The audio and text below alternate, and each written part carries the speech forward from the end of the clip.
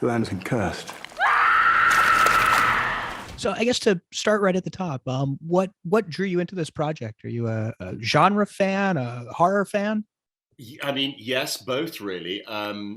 Stories come in all shapes and sizes. So yeah, completely. I'd never done a sort of, I wouldn't say an out and out horror film before, but a horror film. I'd done a sort of zombie flick a while ago, but I think I was fascinated to sort of meet and work with Sean Ellis. Really, that was the sort of the headliner, really, because I saw a film that he did called Metro Manila.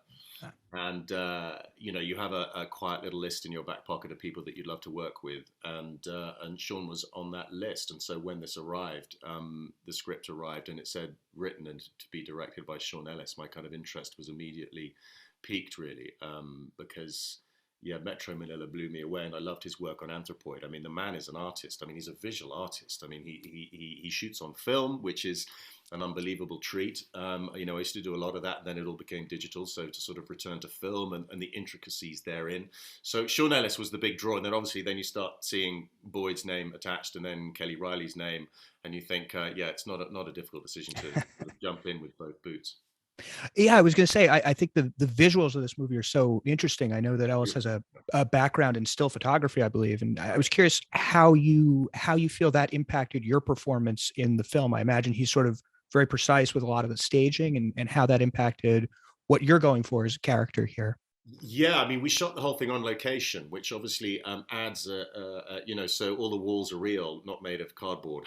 um, Honestly, as an actor, you obviously have to adapt to. I mean, the whole thing is ultimately fake. Of course, it is. You're making a movie, but ultimately, you're looking for a reality or a truth, really. So to shoot the whole thing on location, which gives you a real sense of time and place. Time, obviously, the costumes and all the rest of it, but so that all of those little details help. Certainly period costume, obviously, as well. But with shooting on film, the lighting is so specific and so detailed. Digital you can shoot much quicker, obviously, and I think Yeah. there's a lot more forgiving. But when you shoot on film, you're almost nowadays doing something old-fashioned, something classic in many ways. And so, I mean, it looks stunning. I mean, it is breath. Some of the shots are just breathtaking, which are all these ideas he has in his head. But yeah, his background and his innate understanding, allows him to not only obviously write, direct, but also be his own director of photography too. So, and that's a unique working relationship. To have the writer, the director, and the director of photography, sitting, right in front of you was pretty great. I still believe that he did the catering too, but that's to be. It wouldn't surprise me, frankly. But he was not an egomaniac. That was the other thing, which was so bizarre. He's so collaborative, which is just kind of you think he would be, but he is, amazingly collaborative. Yeah, I wanted to ask about this character specifically and how you find the humanity, because there are very difficult elements. I think of the slaughter of the Roma camp early in the scene. It's almost as though the perspective shifts to Seamus's perspective, looking down the hill Yeah, as the amazing. forces attack the camp. It's a really sort of a mind blowing one shot there. But I'm curious what you look for to humanize this sort of difficult, troubling character. Yeah, Bernard, it's right on the money, that question. I mean, it's the first thing you do, really, or I do as an actor, really. I'm looking for the human being. I mean, it's an old cliche, no one's born evil. How you chart that. So I was very keen to not justify the decisions that he makes, but to find the human being first and foremost. So it was incredibly important to I don't judge my characters. There's a rather wonderful phrase which I'm totally thieving from someone else. Is you have to be your character's lawyer in many ways, and I think that's rather good in a way. So I wanted to find and at least hold within me, whether it comes out is not for me to judge, but what I wanted to sort of find within this character is exactly as you say, is the humanity, the human being, and that's kind of where you build from. I think this is a man who's trying to he holds enormous responsibility within the community, and he takes that incredibly seriously. He's a man who is losing the love in his life and cannot find a way to get it back. He's a man who's quietly grieving but can't show that he is that. So, you're trying to build all these emotional layers, and some of it will seep out, some of it won't. But if you hold it within you, it will always inform the decisions and choices that you make in terms of your character and your interaction with the other characters within the piece.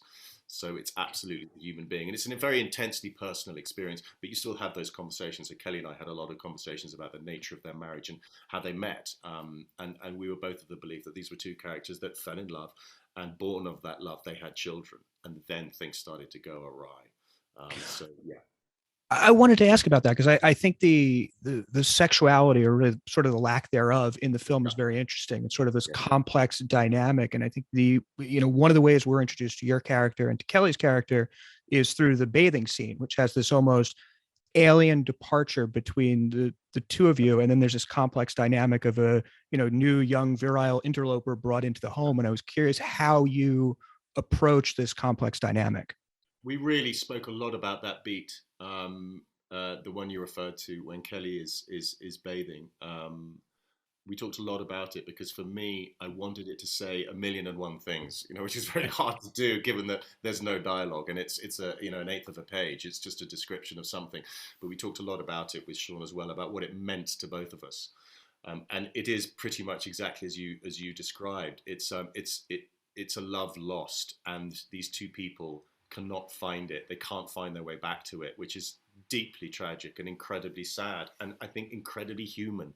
And I'm sure this story is played out a lot, but that was really, really important.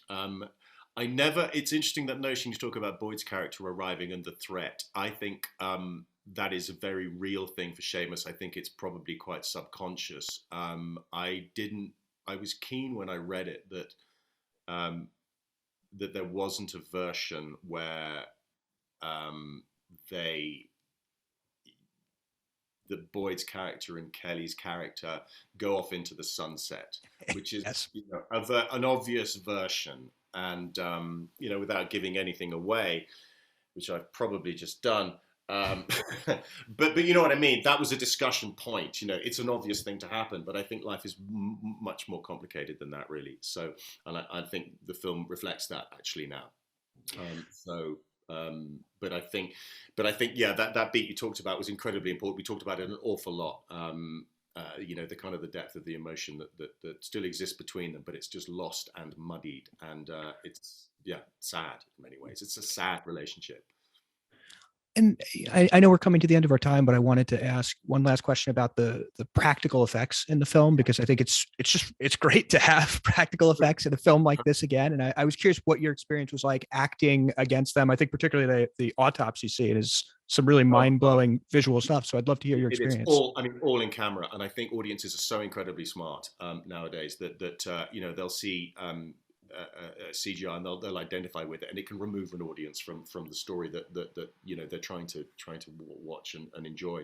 So as much in camera effects as possible. And after the film was first screened at Sundance, the audiences are the final arbiters of any piece of work, and I think the audiences were saying we love it, we think it's fantastic.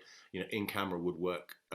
Which we'd done. I mean, that was the thing. We'd done so many in-camera effects, and I think there's a natural nervousness. You're kind of worried because you want to, tell the best story possible with the nature of the effects, and they realize actually the in-camera was so good. Let's rely more on those because it does the job. But the autopsy scene was all in camera, all of it in camera, and Anya has who's the actress who plays that character. Without giving anything away, I mean, you've got to be game, you've got to be up for it. Yes.